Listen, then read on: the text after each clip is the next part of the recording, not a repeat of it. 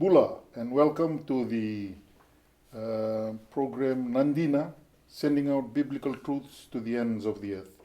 We welcome you in the name of our Lord Jesus Christ, and we are so privileged to have Dr. Ba here at the Creation Evidence Museum in Glen Rose, Texas, and he is the founder and the director of this great museum. Thank you, Dr. Ba, for being here with us. I am delighted to have you, Ratu. So there are no ape men, is that correct? That is correct. Yes, please. In fact, what we're going to talk about today should be broadcast worldwide. If any program is important, this program is important because evolutionary theory postulates that man descended from a lower life form, from an ape-like creature. But is there any evidence that man descended from a lower life form? Absolutely not. Today we're going to talk about the descent of man, which is illustrated in every secular science book in the world, taught at most universities, including most Christian universities, taught as consensus opinion worldwide that man descended from a lower life form. But what are the actual facts? Now, Ratu, the biblical record is very clear that God made man in his own image. That is, later when God visited planet Earth in the person of his Son, Jesus Christ, he was a man like you and I. He had eyes and a nose and ears and a mouth. He had a physique. He was able to eat. He was able to express. He had an appearance like you and I have. And so God made Adam in the image that he himself was going to take 2,000 years, 4,000 years later, when Jesus Christ was born of the Virgin. So the Bible is very clear. Not only was man not half ape when God created him, God paraded all of the animals by, and Adam was instantly able to analyze their physical characteristics, their scientific nature. Due to his scientific nature, he was able to immediately analyze everything about their physique, the spirit of them, give them a name, and the scripture says, whatsoever name he gave, that was the name thereof. Meaning, Adam at that point had not fallen. He was absolutely perfect in his relationship with God, absolutely perfect in his analysis with his environment and his fellow creatures. So he gave the name. He was able to do all of that. All of the basic kinds in a limited amount of time were paraded by Adam the very morning he was created, and he gave them a name. And then, when they had all passed by, he looked around and essentially said, where is she? So God put him to sleep, took a rib from his side, made Eve the last mark of the creation, woke both of them up, introduced them, and here you are. You're a descendant. I'm a descendant of that pair. Adam was so intelligent, there was not the slightest hint that he developed from a lower life form. So what we're going to talk about today debunks evolutionary theory. If there's anything important that needs to be explained, because all of our students worldwide are exposed to an idea that man descended from a lower life form, then let's see what the real facts are scientifically. We start with the poster child. The poster child of evolutionary theory is Lucy. Some years ago, a broadcasting company, paid my expenses to travel to St. Louis, Missouri, where they had just opened a new hall of mammals. And as you entered that hall at the St. Louis Zoo, a world-class zoo, as you entered the hall, there was the likeness of Lucy. And I was astounded. She had feet, but no feet were found on Lucy. Ratu, I was astounded. Her head was the proportion of the rest of her body, not a diminished small head of a chimpanzee that Lucy really had. And I was astounded as she had her head in her hand like this, as if to say, see how cute I really am. Reflecting human thought and human physiology. But that was not the case at all with Lucy. She didn't have the capacity to reflect human thoughts. She did not have, or feet were not found. She certainly had feet and hands. But let's see what was really discovered with Lucy. First of all, enough was found of her skull to find that it was a tiny head compared to the rest of the body, like a chimpanzee. A brain case, 415 cc's. We have 1,100 to 1,350 cc's in humankind. So our head is this size. Her head was extremely tiny, the size of a chimpanzee. Look then, they found the jaw, the lower mandible, the maxillaries, the upper jaw, found the lower mandible, and it was V-shaped. Our jaws are U-shaped. And then the size of the teeth were extremely large compared to our relative size. All of that matches a chimpanzee. And in the fossil record, they're called Australopithecines. You can just substitute that for an ape or chimpanzee. Look closely. Her ribs were conical like an ape, not like the shape of human ribs. And then the shoulder blade was virtually identical to that of a chimpanzee, of an ape. Her arms were long in comparison to the rest of her body. Our arms are not long, but the chimpanzee and the ape have long arms compared to the rest of their body. They sometimes drape down to the knees. So everything is totally consistent with an ape or chimpanzee. And then the pelvic area. Now, the pelvic area matched that of a chimpanzee. It was not like a human pelvic area. One evolutionary scholar said, well, actually, a deer must have stepped on the pelvic area and must have distorted it, so let's straighten it out. So he had made a fiberglass case, replica, and then he took a saw, cut it apart, straightened it out, and said, now it's right. Well, now wait a minute, that's not good science. He didn't leave it like the fossil was found. He made it like he wanted it to be, as if she could walk upright. Well, she couldn't. Now, most creatures for a few moments can walk upright. A dog can be taught to walk upright for a short distance. A horse can be taught to walk upright. A cat can be taught. A goat, a sheep can be taught to walk upright, but they're not comfortable walking upright. She, with this pelvis, was not comfortable walking upright. And then the limbs that were found of her legs are short, all pointing to the fact that there's nothing about her pointing to humankind, Homo sapien at all, but all pointing back to a lower life form where she actually belonged. She is not in our lineage.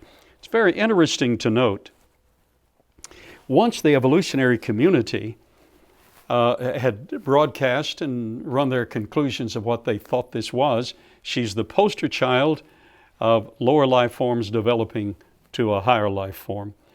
One specialist was permitted to examine the pelvic area, and he was amazed. She's not a girl at all. She's male. And if she was a female, he said, she would be the last of her line because there is no way she could bear a child. So her name really shouldn't be called Lucy. It should be called Lucifer, perhaps. Or Luciano. Or Luciano. Yes, that's probably more appropriate.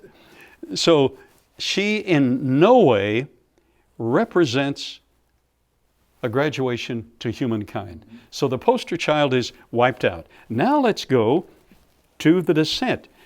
Now I want you to notice, first of all, there's the Tang child, an ape, very small, and in the early 1900s, Dr. Raymond Dart in 1924 discovered the Tang child. And he called it a child because everything about the form was Australopithecine, that is ape-like, except the skull looked like that of a small human being. So he said, wow, that's an ape graduating to a human being. So she should be in our lineage. So until this very moment, she is listed, the Tang child is listed. However, specialists recognized that there is a point in the development of an ape where the face would look somewhat like a human face. Well, we have 2 eyes, we have 2 ears, we have a mouth, we have a nose, but shortly after that, the appearance completely changes to look somewhat like a human being. So she is, by the specialist, crossed out. Notice the big X. She is not in our lineage at all. So she's nothing but an ape. Then we come to Lucy, and we've seen that she is not in our lineage, so she is crossed out. Now we come to Ramapithecus, which for a while was considered to be slightly different until they found that everything about him, notice the long arms, the short legs, the pelvic section here, the feet were actually hands, the skull, everything was identical within the range of Australopithecines, so the specialist crossed him out as well. He's not in our tree, and Nature magazine published this article in 1978. So he's crossed out. So why is he left there? Mm-hmm. Our school students are taught that all of these are in our lineage, yet the specialists in the field have crossed them out. There is an agenda, Ratu, worldwide, to precondition the school children until they accept evolution, they accept that they came from a lower life form, therefore their criminal activity is justified as just social behavior. They're half ape, so they have the right to behave half ape. But we really were made in the image of God. We do not have the right to misbehave, to sin. We violate the law of God. We violate our own conscience in so doing. So here we have an agenda that wants to relieve the Christian and biblical interpretation completely out of the scene and produce a consensus. In fact, the evolutionary community has a consensus. This is the way it happened, but there is no evidence that it happened this way. So here we have Ramapithecus crossed out. Now we come to Nebraska Man, one of my favorites. Nebraska Man supposedly was quite hairy. Supposedly his legs were a little longer and arms a little shorter because a tooth was found. That's all they found of Nebraska Man. Geologist Harold Cook discovered Nebraska Man in western Nebraska in a gravel pit, and he informed Dr. Henry Fairfield Osborn of American Museum of Natural History, the leading paleoanthropologist of that generation. He showed him sent him a photograph of it, and Dr. Henry Fairfield Osborn said, "This is the best evidence in the Western Hemisphere we have that man descended from an ape or an ape-like creature, because it was a molar, and it looked a lot like our molars, looked a lot like an ape's molars. They're basically identical in purpose. That is, they chew up hard nuts and various things. So Dr. Henry Fairfield Osborn gave him the fancy name of Hesperopithecus haroldcookii, the Western ape man found by geologist Harold Cook. Hesperopithecus haroldcookii. And he was referred to in the famous Scopes evolution trial in Dayton, Tennessee in 1925, and that trial ultimately got evolution introduced into the public school system in the United States of America, all from a single tooth. Not only that, but about that time, London Illustrated News ran a front page edition of the Nebraska Man, Hesperopithecus harold-cookii. The whole front page. In fact, he won the Pulitzer Prize that year for running that article. Sunday edition, large sketch of the Nebraska Man holding a club. Next to him was his girlfriend, all from a tooth, grubbing for roots for them to eat. Next to them was a child, offspring between the two. In the background was a fence that he had made, all from a tooth. Inside that fence were camels, llamas, other creatures whose fossils were found in that same gravel bed. So he was intelligent enough to domesticate these animals. He was intelligent enough to build a fence. He was intelligent enough to look for a bride, intelligent enough to make a club with which to defend his family, all from a tooth. That was 1925 when the trial was held. In 1926, geologist Harold Cook went back to the same gravel bed, found the rest of the skeleton, missing one tooth, the rest of his teeth, his skull, his vertebral column, his appendages, everything. So was it an ape descending to man? Was it a man who reflected some characteristics of the apes? None of the above. It was a pig. A pig. A pig. So the Nebraska Man was a pig. The Nebraska Man was a pig. A peccary. Just a pig.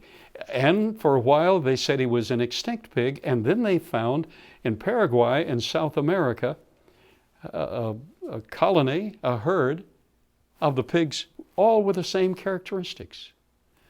So Nebraska Man was from a single tooth, celebrated to be missing link between man and ape, but he wasn't either. He was a pig. So he's crossed out.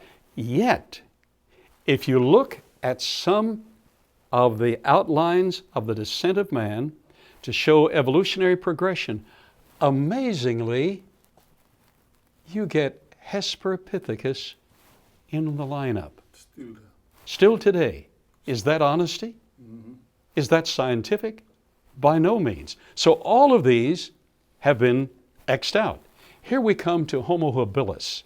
Homo habilis is actually just a few scraps from various areas, all thrown together with no meaning whatsoever. So the real scholars have crossed Homo habilis out.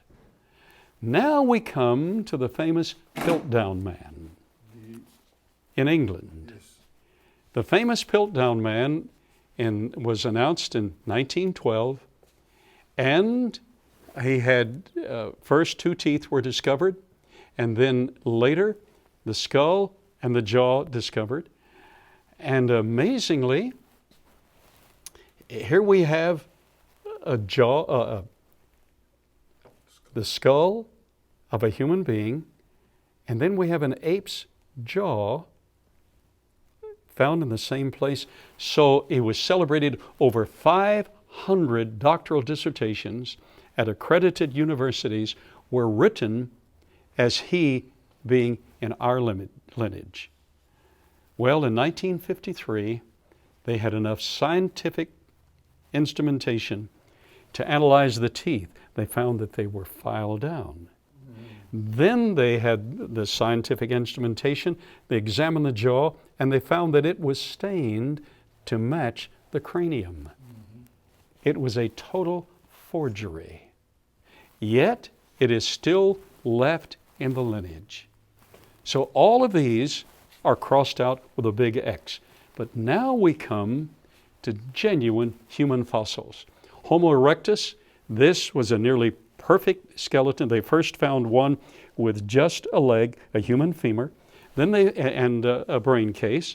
And then they later found an entire teenage boy, Homo erectus, and being a teenager, as he would be 6 feet tall. How tall are you? Almost 6 feet. You look like you're above 6 feet.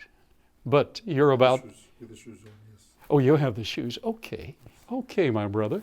So he was a full-grown Homo erectus. All of the characteristics of our physique was found, and he's perfectly human, so there's no X. But he comes full-blown. He comes fully functional as a mature individual with a large brain case. But now we come to Neanderthal. Neanderthal is very interesting. He was first introduced on the scene, stooped over like an ape.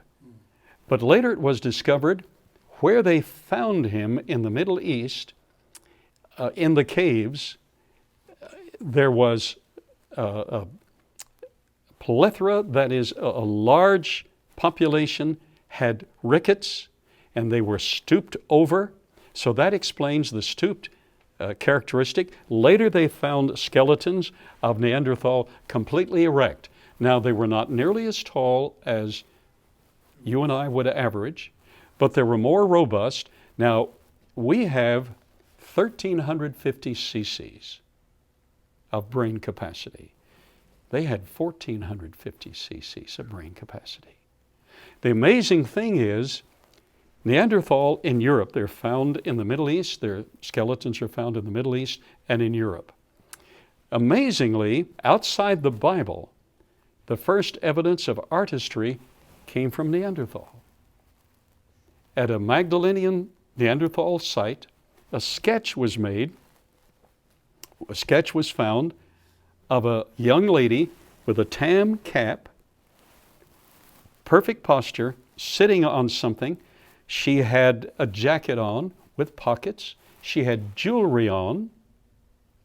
She had pantsuit with shoes. She was not Fijian. She liked to wear shoes. Fijians are superior. Your reflexes are superior. So she had actually had boots on, and someone was able to draw her.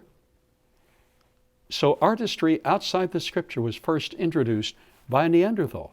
That's not all. Neanderthals invented cinema, invented the movies. How do we know? It's now been recognized that the Neanderthals were the first, outside the biblical records, so we're dealing with secular science, the first to build looms and make fabric. And from one of those spindles, spindle has a cylinder, has a disc at the end, and you run a piece of a dowel through it, or to it, has a hole in the middle. Someone took one of those discs, 70 centimeters across. They carved a deer standing in a meadow with the grass. They flipped it upside down on the opposite side, carved the same deer with a meadow, but the feet and the legs were in the air. They took a string or some leather, spun it, and the deer was running in the meadow. The first cinema in the history of the world. These were not brute beasts. Some of them had rickets, and their appendages were distorted, as people with rickets today have distorted appendages. This guy was superior to us. In fact, they invented superglue from birch bark resin. They had guilds where there were manufacturing stalls, and some would work in metal, some would work in leather, some would work in wood, some would work in stone. The first guilds in the history of the world in a manufacturing context, invented by and practiced by Neanderthal. In addition to that, the first shopping centers were invented by Neanderthals along the Danube River.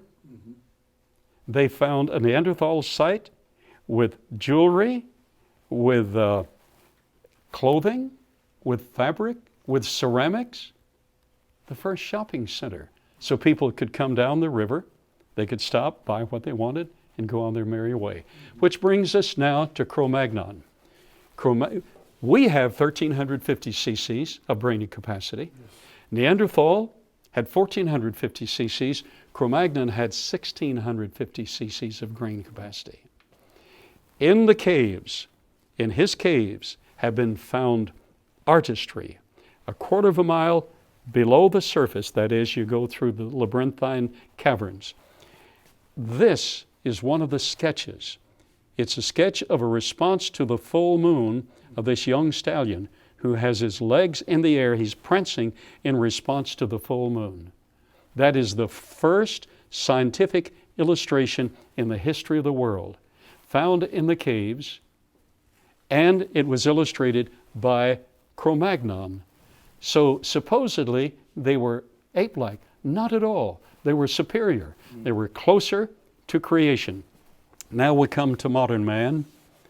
We're just a shadow of what the original creation was. Our brain capacity, our reflectivity, but one day it'll all be changed. Amen. The scriptures promise that we can be remade and live forever with our Creator. Twinkling of an eye. In the twinkling of an eye, we're going to be caught away. Looking forward to that glorious enterprise. Ratu, it's been a pleasure to be on your broadcast and to tell these young students they didn't descend from an ape-like creature. Like the biblical record shows, they were created by a loving, compassionate God. Thank you very much, Dr. Ba. Thank you, my friend and brother. Thank you very much for listening to this program, Nandina, the biblical truth being sent out to the ends of the earth. Thank you, Doctor.